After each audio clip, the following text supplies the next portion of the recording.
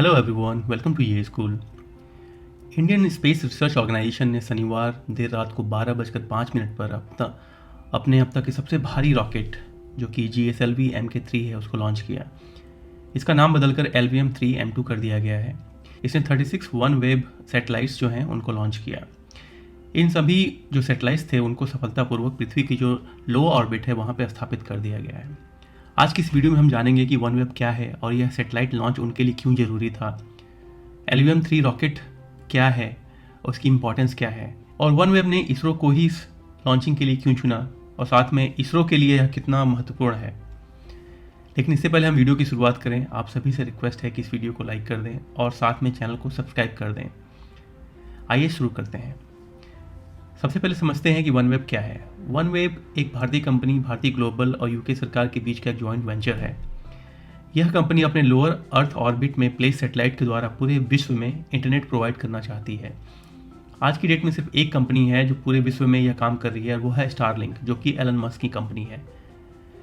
अब इसरो की इस लॉन्च के साथ वन वेब का पृथ्वी की जो लोअर ऑर्बिट है उसमें 618 सैटेलाइट का जो कॉन्स्टलेशन बनाने का टारगेट था वो पूरा हो गया है। इससे अब वो दुनिया के कोने कोने तक स्पेस से ब्रॉडबैंड इंटरनेट सेवाएं मुहैया करा सकते हैं। वन वेब ने 18 लॉन्चेज में ये सारे सैटेलाइट्स लो अर्थ ऑर्बिट में पहुंचाए हैं। वन वेब का मानना ये है कि इस साल के आखिर तक स्पेस से ब्रॉडबैंड इंटरनेट सेवाएं जो होंगी वो भारत समेत दुनिया भर में शुरू हो चुकी होंगी। आज की डेट में वन वेब कुछ ही प्लेसेस जैसे कि अलास्का, कनाडा, ग्रीनलैंड, ब्रिटेन और नॉर्थ यूरोप में इंटरनेट स्पेस से प्रोवाइड करा रहा है और भारत में जो इसकी सर्विसेज हैं उनके लिए अभी जो नेसेसरी अप्रूवल्स होते हैं उनका आना बाकी है। अब समझते हैं कि वन वेब ने इसरो को ही क्यों चुना इस लॉन्च के लिए। देखिए, इसरो पूरी दुनिया में लो कॉस्ट और रिलायबल सैटेलाइट लॉन्च के लिए फेमस है, बट यहाँ पे एक बहुत ही इंपॉर्टेंट बात जानना जरूरी है कि पहले वन वेब ने ये सारे सैटेलाइट इसरो के द्वारा वो लॉन्च करने वाला नहीं था। इसके लिए उन्होंने रशियन एजेंसी के साथ एक एग्रीमेंट कर रखा था, लेकिन उसी टाइम पे रूस यूक्रेन वॉर हो गई और रूस यूक्रेन वॉर के साथ ये प्लान कैंसिल हो गया। और उसका एक प्रमुख रीज़न ये था कि जो रशियन एजेंसी थी वो चाहती थी, वो ये एश्योरेंस चाहती थी कि यूके सरकार अपना हिस्सा जो है वन वेब में बेच दे और वन वेब कंपनी जो है ये वादा करे कि इन सारी सैटेलाइट्स का यूज रूस के अगेंस्ट नहीं होगा।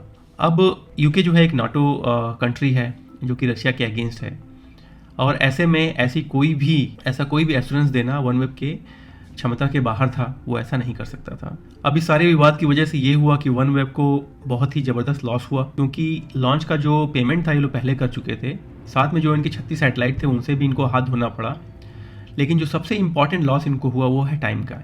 इनका पूरा प्रोग्राम लगभग 1-1.5 साल के लिए डिले हो गया और उनको समय का बहुत नुकसान हुआ।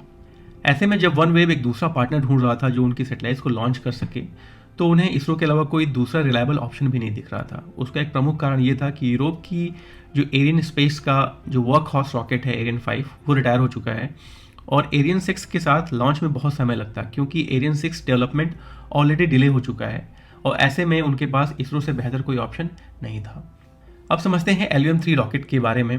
यह जो लॉन्च था वो LVM-3 रॉकेट की 6ठी सफल उड़ान थी। LVM-3 M2 जो है वो 3 स्टेज वाला रॉकेट है। इस रॉकेट को पहले GSLV Mk3 के नाम से जाना जाता था और जो ये लॉन्च था ये उनकी 6th फ्लाइट थी। इसके पहले यह चंद्रयान 2 समेत 5 सफल मिशन कर चुका था। यह रॉकेट लगभग 10 टन वजन के पेलोड को यानी सैटेलाइट्स को धरती की लोअर ऑर्बिट में और 4 टन के वेट को हाई अर्थ ऑर्बिट यानी जियो ट्रांसफर ऑर्बिट में ले जाने में सक्षम है। अब समझते हैं कि इसरो के लिए क्यों महत्वपूर्ण है यह लॉन्चिंग। देखिए, अभी तक GSLV व्हीकल का जो मैक्सिमम यूज हुआ था वो डोमेस्टिक लॉन्च के लिए किया जा रहा था और इस तरह के मिशन के बाद जो फॉरेन कंपनीज हैं उनका कॉन्फिडेंस बढ़ेगा और जो हैवी सैटेलाइट लॉन्च की जो मार्केट है उसमें इसरो की भागीदारी बढ़ेगी। यह GSLV Mk3 का पहला कमर्शियल लॉन्च भी था।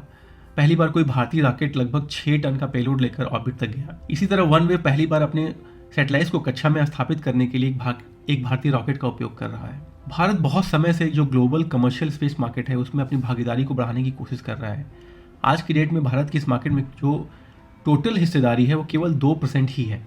ऐसे में जो वन वेब का ये लॉन्च है इसके साथ इसरो हैवी व्हीकल लॉन्च के कमर्शियल मार्केट में भी एंटर कर गया है। अब जो इसके इकोनॉमिक बेनिफिट हैं वो तो है ही हैं, बट अगर आप ग्लोबली यानी जियो पॉलिटिक्स में अगर आप देखोगे तो उसमें भी इसके बहुत सारे बेनिफिट हैं। इस प्रोजेक्ट से इसरो को लगभग 1000 करोड़ रुपए की अर्निंग हुई है, और जब इस तरह के प्रोजेक्ट के साथ इसरो की अर्निंग में बढ़ोतरी होगी तो इसरो को जो फंड्स वगैरह की प्रॉब्लम्स आती हैं बाकी मिशंस के लिए वो नहीं होगी।